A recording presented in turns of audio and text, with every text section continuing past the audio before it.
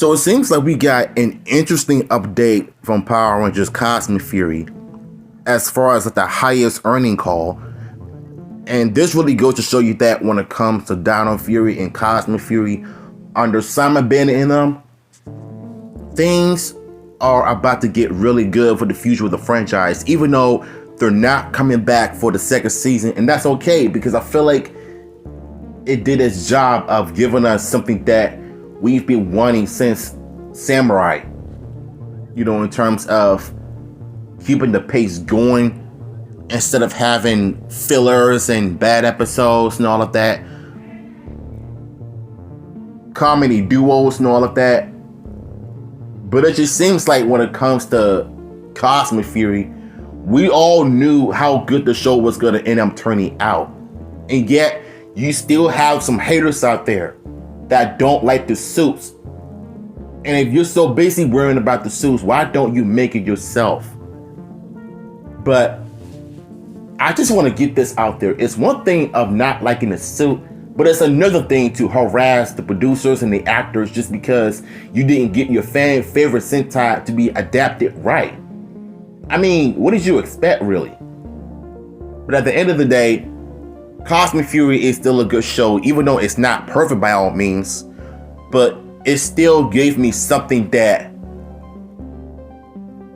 I can never forget in the next 5 years. I can always come back and look back at the season and realize that if they can go all out, all original just like this, but make the practical VFX a bit better, I think Power Rangers is in a bright spot in terms of originality. But if you do that within the next 5 years or so, I think the franchise is going to end up growing even faster. Whether we get another Sentai adaptation, but not use the Sentai footage, but have our own Megazord, but without the CGI, I think this season is going to work for sure.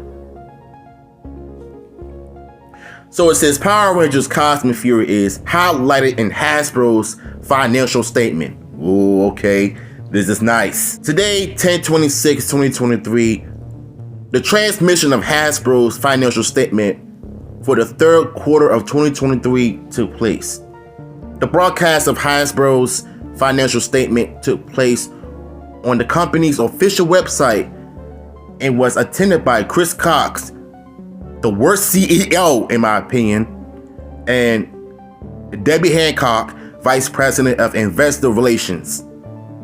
During the conference with investors, they spoke about the impact of the strikes on their productions, the sale of part of E1, in addition to the company's main brands such as Power Rangers.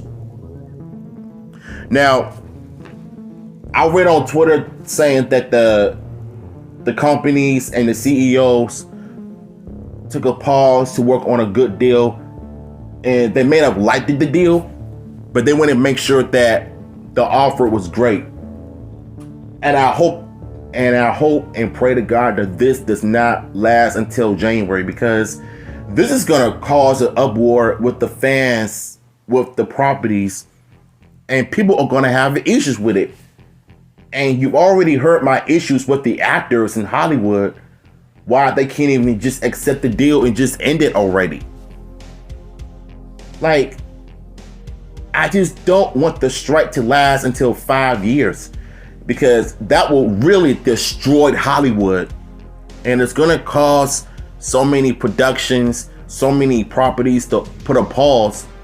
That's why Hasbro had to take a break from the Lightning Collection line in order to get better with their products and stuff. But the point I'm trying to make here is that the strike in Hollywood is really ruining the entertainment industry. Yes, the actors didn't get a fair pay and they were paid terribly. Just look at Mighty Morphin Power Rangers, for example. But that's besides the point.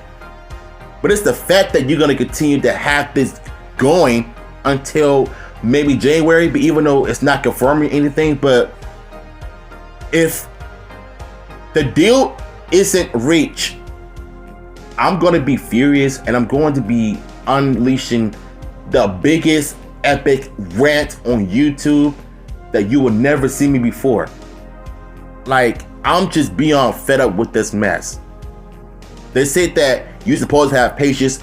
Sometimes having patience can cause people to have a mental breakdown. That's literally what I'm feeling right now. Every time I go to Twitter, I go to X, and I see something about the strike. It is really killing franchises. And whether these actors know it or not. But I don't even think they care. The year 2023 will be marked by strikes by writers and actors that affected the entertainment market. Large studios had their projects halted, and this affected revenue. It was no different with Hasbro, however. The success of Cosmic Fury and Peppa Pig meant that the situation ended in a very different way. In the entertainment segment, revenues fell 40%, mainly due to the strikes by actors and writers. Particularly offsetting this, we saw 53% growth in family brands driven by sales of Peppa Pig and Power Rangers content, commented Chris Cox. Power Rangers was also mentioned in 2 more moments during the broadcast. Chris Cox commented that Power Rangers will continue to receive a large investment from the company. That's how you do it. That is exactly how you're supposed to do it. Despite the strike, keep the franchise going, keep the ball rolling. I can care less about the actors. I can care less about the writers. All we want is good Power Rangers content.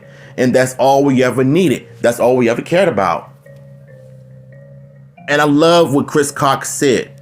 As long as this franchise continues to grow, we're going to continue to be invested into this franchise. I'm telling y'all, Power Rangers right now has the potential of becoming a big franchise, just like G.I. Joe, Transformers, the Marvel franchise. But if Power Rangers can just somehow get into their level, but in their own way, it's gonna work. Our direct-to-consumer business has grown 57% year-to-date in 2023. Hasbro Pulse is the monetized platform today, but it is growing rapidly, providing new ways to delight fans and learn from our own customers. We are excited to continue developing our direct natives behind brands like Star Wars, Marvel, Transformers, Magic, G.I. Joe, D&D, and Power Rangers, of course. One of the best brands lineups in the collectibles universe. Finally, the CEO also spoke about Power Rangers during the Q&A session with investors. When he places our colorful heroes in an important category, when asked about the twists and turns within customer products are essential to the company and are linked to our main categories. In action figures, you have Transformers, secondarily Power Rangers. So it seems like Transformers and Power Rangers are like 2 of the biggest franchise. And can you even imagine them collaborating in a movie or in a TV special? I mean, just imagine Rita working with the Decepticons or a new villain. Then you have them fighting against one another and realize that both franchises are in a spell to tell an important story if done right. And personally, I would rather for them to actually do a TV series of this, but bring back Travis Knight, who did Bumblebee. If you bring him back and have Jonathan and Twister work with each other, I think Hasbro and Power Rangers are going to end up doing something very magical to bring the magic to life. You know what I'm saying? This is an interesting read because I'm just glad that Power Rangers are continuing to do great under Hasbro when it comes to the financial statements. They're running up numbers very well. And it seems like investors are really, really into Power Rangers because of what the story has been written, especially Mighty Morphin Power Rangers Once and Always. And now you have Power Rangers Cosmic Fury, which double its numbers. And that's really all we care about. So link to the article will be down below, and I'm gonna catch you in the next one. Peace.